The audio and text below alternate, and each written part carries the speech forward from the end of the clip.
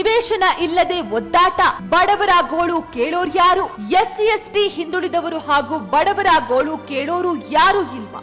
ಇವರಿಂದ ವೋಟ್ ಪಡೆದು ಗೆದ್ದ ರಾಜಕಾರಣಿಗಳು ಬೆಚ್ಚಗೆ ಅರಮನೆಯಲ್ಲಿ ಕೂತಿದ್ರೆ ವೋಟ್ ಹಾಕಿದ ಬಡವರು ಬರ್ಬಾತ್ ಆಗ್ತಿದ್ದಾರೆ. ಬದುಕಲು ಅಂಗೈಯಗಲದಷ್ಟು ಜಾಗವಿಲ್ಲದೆ ಬಾಡಿಗೆ ಮನೆ, ಲೈನ್, ಶೀಟ್ ಮನೆಗಳಲ್ಲಿ ಶೋಚನೀಯವಾಗಿ ಬದುಕುತ್ತಿದ್ದಾರೆ.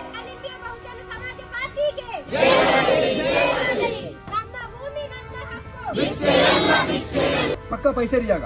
ಈ ಪೈಸರಿ ಜಾಗದಲ್ಲಿ ಯಾಕೆ ಕೂರ್ಸಲಿಕ್ಕೆ ಬರಲ್ಲ? ಈಗ ಅವ್ರಿಗೆ 6 ಎಕರೆ ಚಿಲ್ಲರೆ ದೇವ್ರ ಕಡೆಗೆ ಕೊಟ್ಟಿದ್ದಾರೆ, ಆಯ್ತು ಕೊಡ್ಲಿ, ದೇವ್ರ ಬಗ್ಗೆ ನಾವೇನು ವಿರೋಧ ಮಾತಾಡ್ತಿಲ್ಲ, ಅದು ಸರ್ಕಾರದ ಮಾನದಂಡ ಇದ್ರೆ ಕೊಡಿ. ಆದ್ರೆ ಈ ಸರ್ಕಾರಿ ಜಾಗನ ಕೂಡ ಅವರಿಗೆ ಕೊಡಬೇಕು ಅಂತ ಹೊರಟಿರೋದನ್ನ ನಾವು ತೀವ್ರವಾಗಿ ಖಂಡಿಸ್ತಿದ್ದೀವಿ. ಬಡವರನ್ನ ಅವತ್ತು ತೆರವು ಮಾಡಿರೋದು ದೊಡ್ಡ ತಪ್ಪು ಮಾಡಿದ್ದೀವಿ.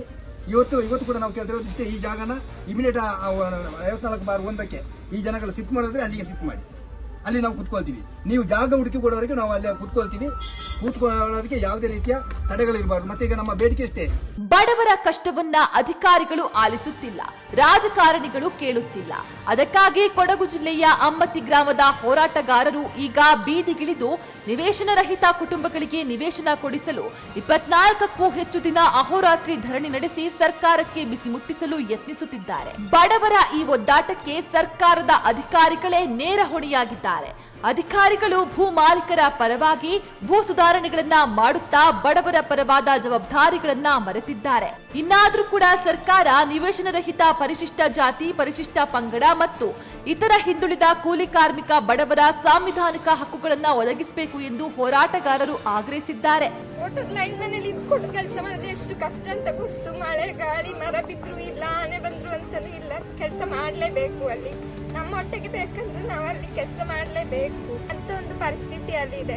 ಕರೆಂಟು, ನೀರು, ಏನೇ ಸೌಕರ್ಯ ಇದ್ರು ಆದ್ರೆ ಅವ್ರು ಹೇಳಿದ ಟೈಮ್ಗೆ ನಾವು ಅಲ್ಲಿ ಹೋಗಿ ಕೆಲಸ ಮಾಡ್ಬೇಕಾಗುತ್ತೆ.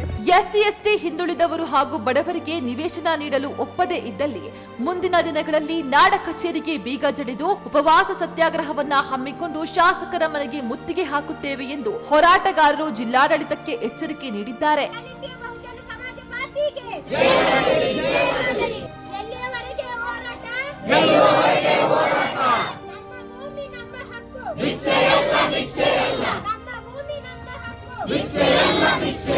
ನಿಮ್ಮ ನೆಚ್ಚಿನ ವಿಜಯ ಟೈಮ್ಸ್ ಆಪ್ ಇದೀಗ ಗೂಗಲ್ ಪ್ಲೇಸ್ಟೋರ್ನಲ್ಲೂ ಲಭ್ಯ. ಗೂಗಲ್ ಪ್ಲೇಸ್ಟೋರಿಗೆ ಹೋಗಿ ವಿಜಯ ಟೈಮ್ಸ್ ಆಪ್ ಅಂತ ಟೈಪ್ ಮಾಡಿ ಫ್ರೀಯಾಗಿ ಡೌನ್ಲೋಡ್ ಮಾಡಿಕೊಳ್ಳಿ. ನಿಮ್ಮ ನೆಚ್ಚಿನ ಎಲ್ಲಾ ಸುದ್ದಿಯನ್ನ ತಪ್ಪದೆ ವೀಕ್ಷಿಸಿ.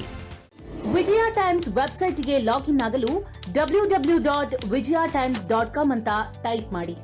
ಯೂಟ್ಯೂಬ್ಗೆ ವಿಸಿಟ್ ಮಾಡಲು ವಿಜಯ ಟೈಮ್ಸ್ ಅಂತ ಟೈಪ್ ಮಾಡಿ. ಫೇಸ್ಬುಕ್, ಟ್ವಿಟರ್, ಇನ್ಸ್ಟಾಗ್ರಾಮ್ ಅನ್ನ ವಿಜಯ ಟೈಮ್ಸ್ ಅಂತ ಟೈಪ್ ಮಾಡಿ, ಫಾಲೋ ಮಾಡಿ.